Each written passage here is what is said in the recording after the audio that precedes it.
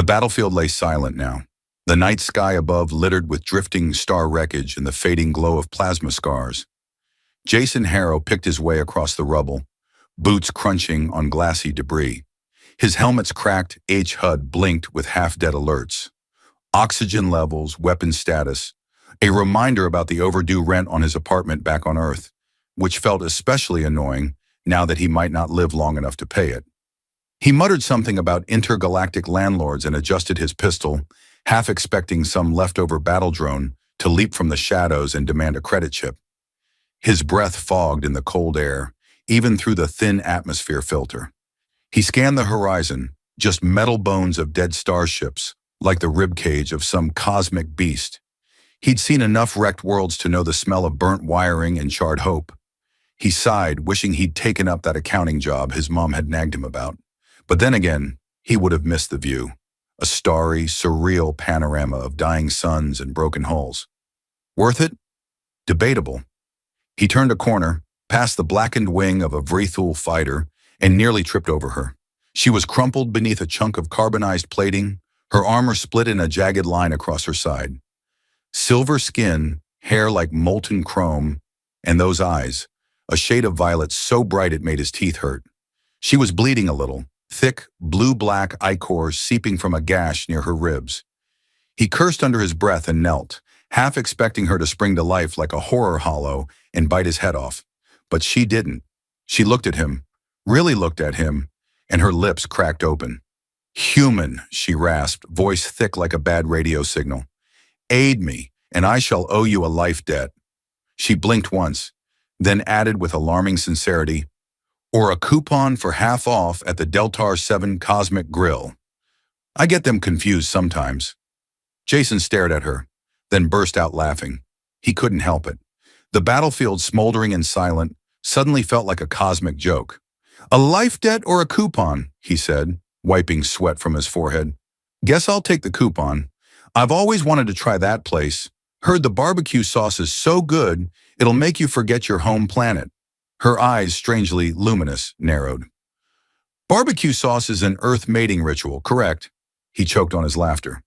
Not exactly. But you're bleeding, and I'm supposed to be the hero here. So let's get you patched up, okay?" He fumbled with his med kit, which smelled suspiciously like burnt coffee.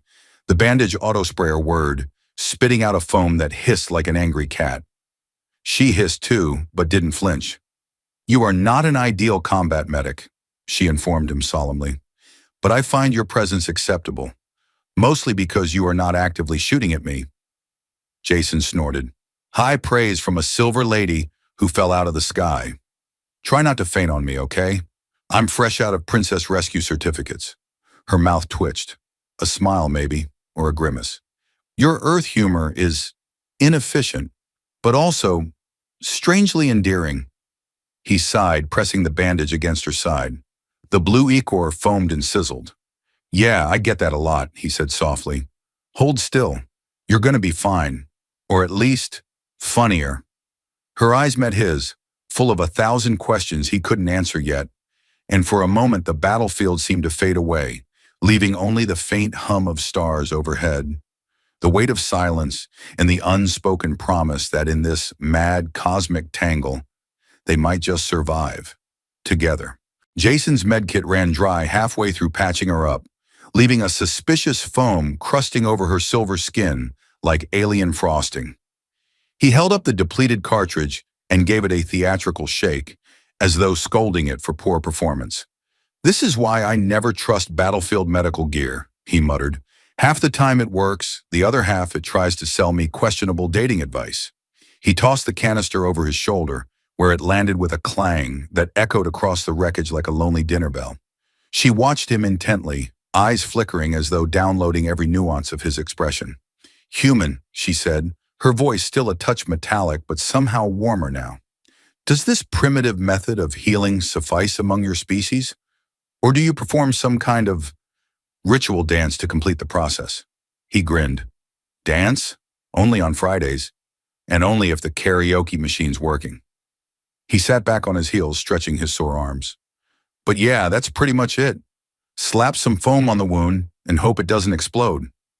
She blinked at him, long lashes catching the dying light of a distant star. Exploding wounds are common among humans?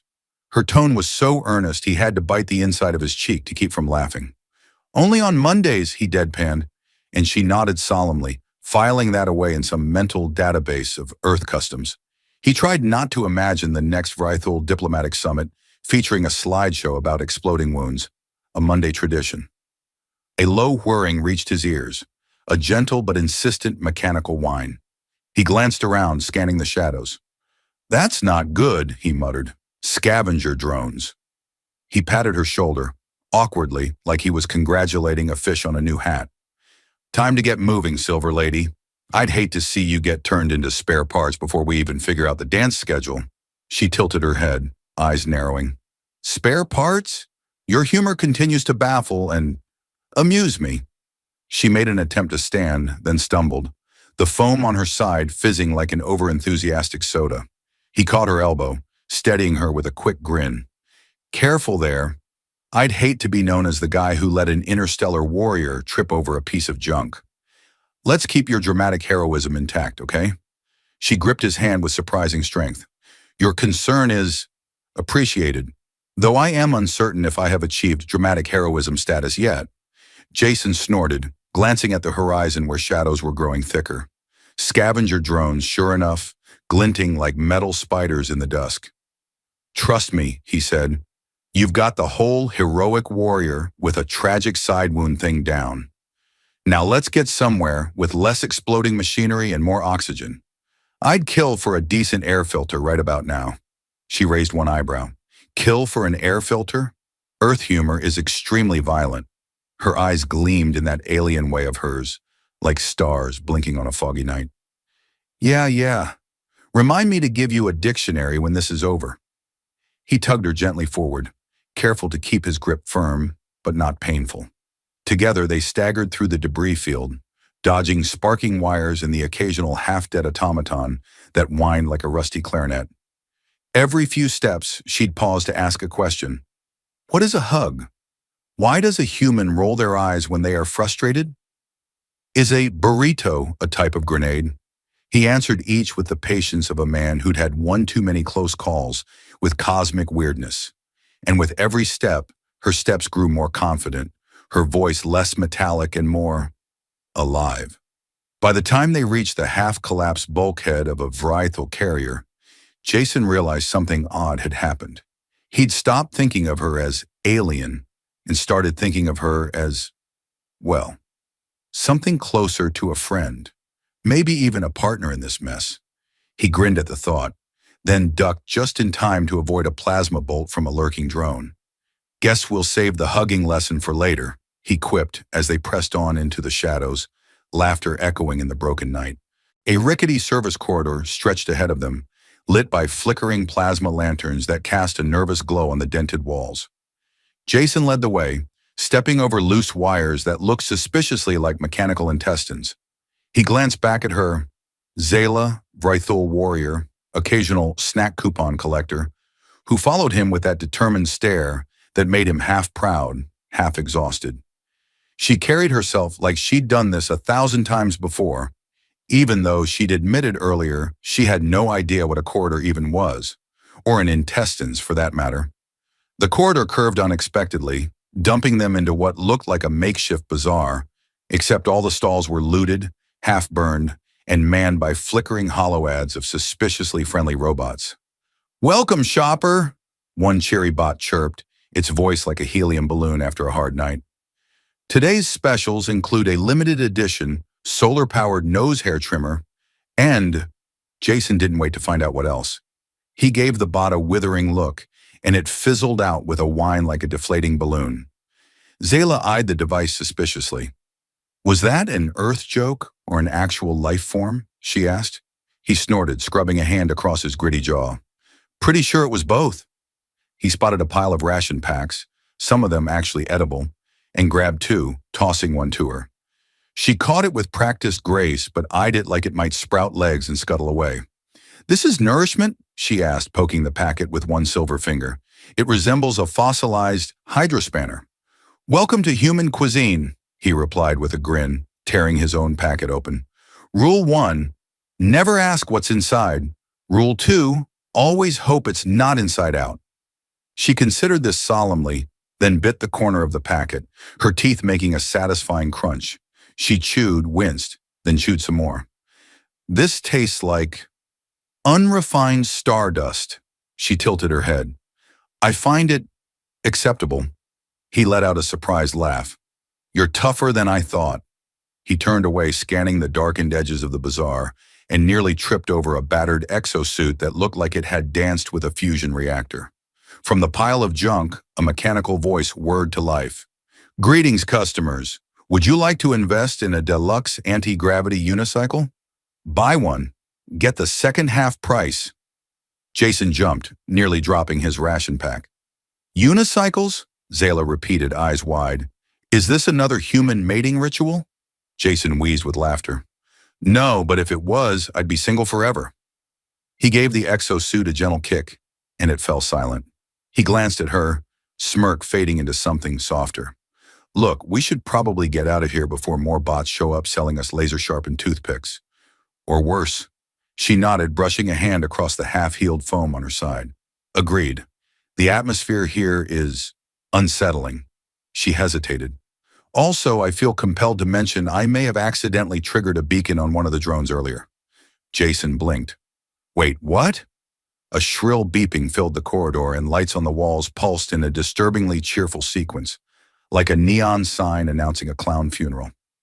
Jason groaned. That's the universal signal for party's over, he muttered. Zayla's brows knit together. Party! Jason waved her off. Never mind. Let's move. He grabbed her hand. She didn't flinch.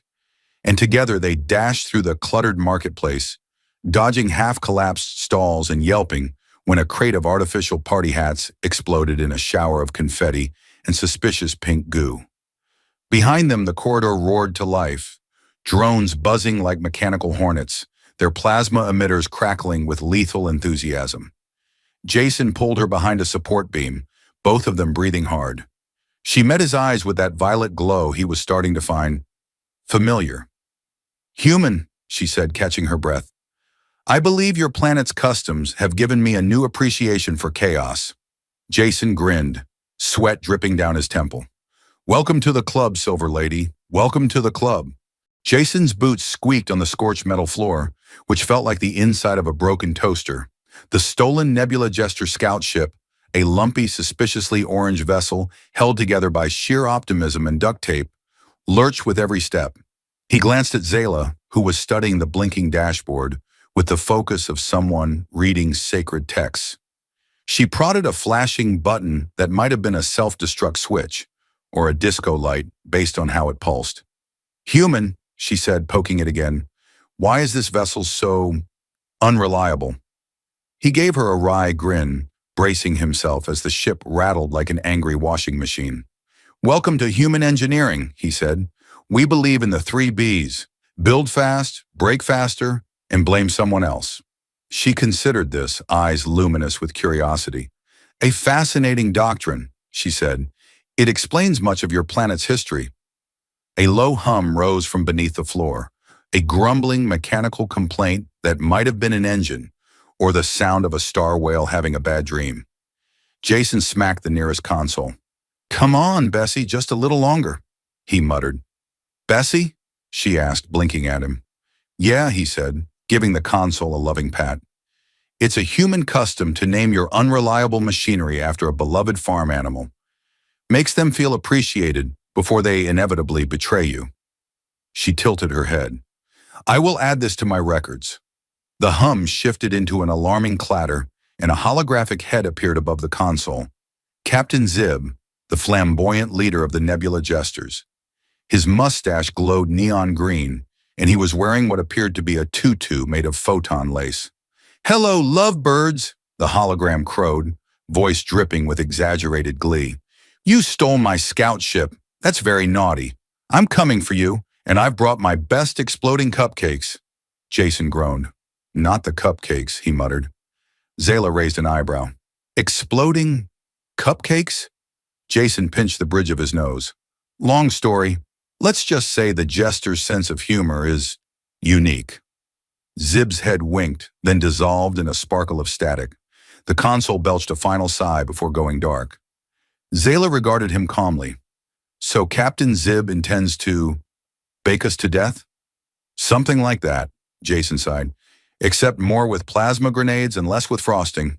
She squared her shoulders, armor plates gleaming in the flickering light. Then we must prepare. He grinned, despite the ship's groans. That's the spirit. He rummaged under the console, pulling out a battered toolkit that smelled like old socks and disappointment. Here, help me rig up something that looks like a defense system. She took the toolkit, fingers deft even as she frowned at a coil of wire that resembled a techno-noodle. Explain this device to me, she demanded, holding it up like a sacred relic. That's a paperclip, Jason admitted, her brows knitted. Does it explode? Only when I'm holding it, he said, and they both laughed, an exhausted, relieved sound that felt like a sunrise after a long night. Outside, the hum of approaching engines grew louder. Zib's fleet, no doubt. Jason gave her a determined nod. Let's give them a show they'll never forget. She lifted her chin, eyes blazing. I will stand with you, human, and should we perish, let us do so with, how did you say, barbecue sauce? He burst out laughing, heart lighter than it had been in days. Exactly, he said, with all the barbecue sauce we can find. And together, amid the laughter and the rattling ship, they braced themselves for the oncoming storm. The scout ship rattled like a caffeinated blender as Jason and Zayla huddled near the engine core, wiring up their last defense with the same optimism one might use to patch a hole in a spacesuit with chewing gum. Jason's hands shook as he jammed the final wire into place, half expecting it to spark like an angry firework. Zayla leaned over his shoulder, her silver eyes gleaming with something that might have been admiration or a deeply suppressed urge to flee. Explain again how this paperclip bomb will save us from Captain Zib's exploding cupcakes, she said, voice as calm as if she were asking about the weather. He flashed her a grin that felt more like a grimace. Simple. When he tries to board us, we trigger this thing. The paperclip shorts the capacitor, which overloads the shield matrix, which, she finished for him, causes an energy feedback loop, releases a burst of plasma radiation, and disables their ship. He blinked. Exactly. You've been paying attention. She allowed a small smile. Your explanations are often entropic, but I adapt. He gave her a sideways glance. Entropic? Been reading the glossary again, huh?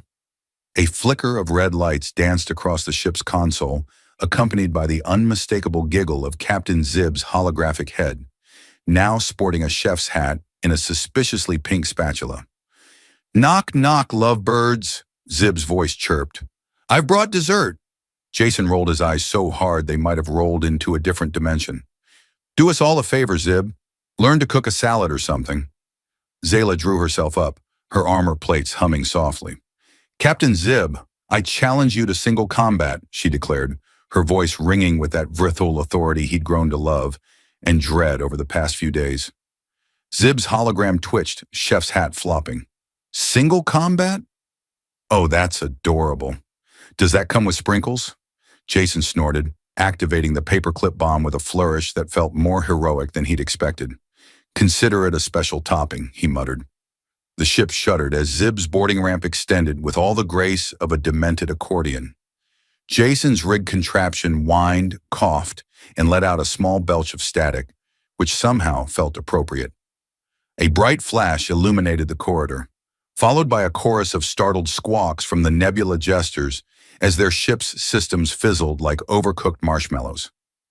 Zayla's grin was sharp and triumphant. Your human ingenuity, though questionable, is effective, she said. He smirked. That's the nicest thing anyone's ever said to me about my wiring. Zib's hologram flickered one last time, chef's hat askew. You meddling lovebirds. Then he fizzled into oblivion, leaving only the hum of a disabled ship. Jason leaned against the bulkhead, breathless and oddly euphoric. Guess we make a pretty good team, he said. Zayla's eyes softened and she reached out, awkwardly but deliberately, to brush his cheek with her silver fingers. Human, I have concluded that marriage is not a battlefield conquest, but a partnership. He felt something warm unfold in his chest, laughter bubbling up. Yeah, that's about right.